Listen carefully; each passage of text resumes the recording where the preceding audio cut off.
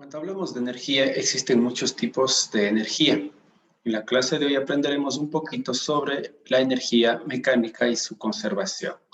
Se dice que la energía mecánica es la capacidad que tiene un cuerpo para realizar un trabajo mecánico, es decir, de producir un movimiento.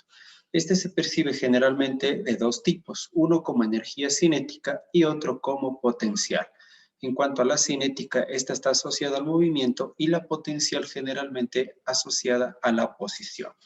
Se dice que la suma de estas dos energías generarían prácticamente la energía mecánica. Si nosotros hablamos de energía cinética, la unidad, al ser un trabajo, es el julio y se dice que es la capacidad que tiene para realizar un trabajo, pero según su movimiento.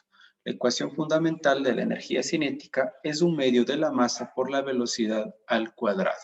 Aquí podríamos decir como ejemplos de energía cinética que se desarrolla cuando un móvil está moviéndose con una cierta velocidad o cuando un hombre lanza un objeto que adquiere en su momento un tipo de movimiento. De igual manera, cuando un cuerpo está en movimiento se dice que posee energía cinética, ya que al chocar contra otro puede moverlo y por lo tanto genera un trabajo.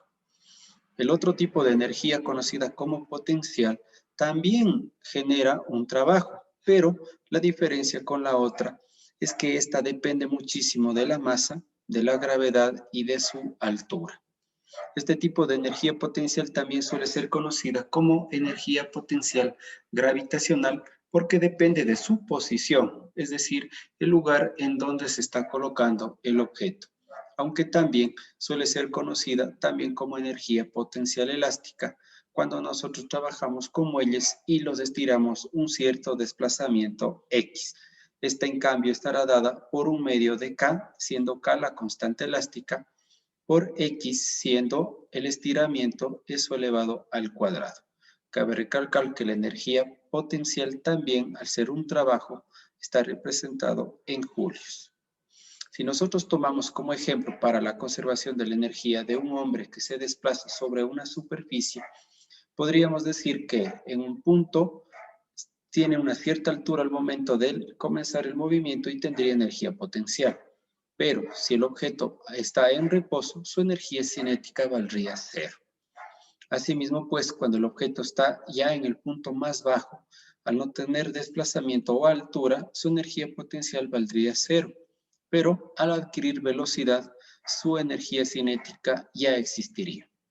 Si nos vamos hasta el punto cuando el hombre ya llegue hacia el otro lado, nuevamente vuelve a tener altura, por consiguiente, vuelve a tener energía potencial. Al detenerse, aquí diríamos que su energía cinética valdría cero. Como se puede observar, la energía, tanto la cinética como la potencial, están generándose ciertos cambios. Puede desaparecer uno de ellos, pero el otro no. Eso nos lleva a una conclusión donde la energía cinética más la potencial se dice que es la misma. Esta, por lo tanto, debe de conservarse siempre. Antes del movimiento y después del movimiento, esta energía o la cantidad de energía desarrollada siempre tiene que ser la misma.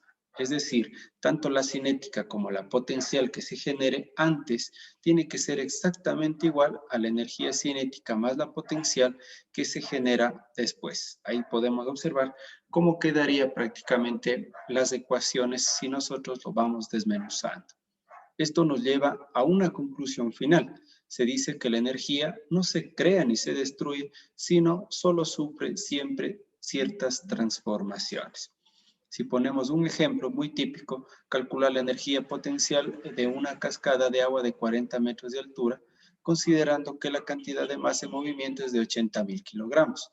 Como datos, nosotros tenemos la altura de 40 metros y su masa de 80.000 kilogramos. Si nosotros usamos la ecuación, la energía potencial, mg por h, esta sería igual a 31.360.000 julios.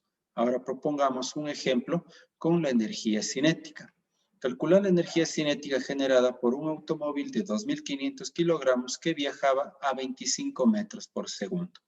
Como datos tenemos la masa de 2.500 kilogramos y la velocidad de 25 metros por segundo. Si nosotros aplicamos la ecuación, la energía cinética es igual a 1/2 de la masa por la velocidad al cuadrado, que al colocar sus datos obtendríamos como energía cinética un valor de 781.250 julios.